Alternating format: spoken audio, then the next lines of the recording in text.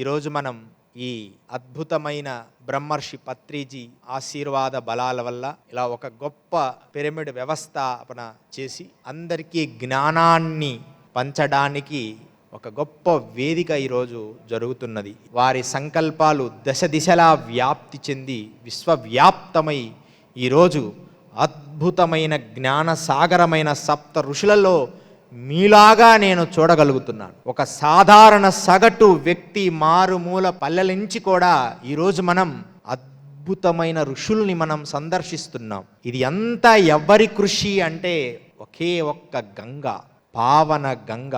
ఆ గంగా తరంగమే మన బ్రహ్మర్షి పత్రిజీ.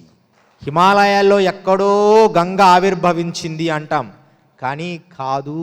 మన బ్రహ్మర్షి దక్షిణ భారతదేశమే కాకుండా విశ్వవ్యాప్తమై అద్భుతమైన గంగా సాగరంలాగా అమృతతుల్యమైన జ్ఞానాన్ని విశ్వములో ఒక గొప్ప శక్తివంతమైన సోల్గా ఈ భూమిని సందర్శించి ఈ భూమి పొడమి తల్లిని ఒక అద్భుతమైన పుష్పాలు వికసించే అద్భుతమైన జ్ఞాన తరంగ శక్తిగా విశ్వవ్యాప్తం చేసిన వాడు బ్రహ్మర్షి పత్రిజీ.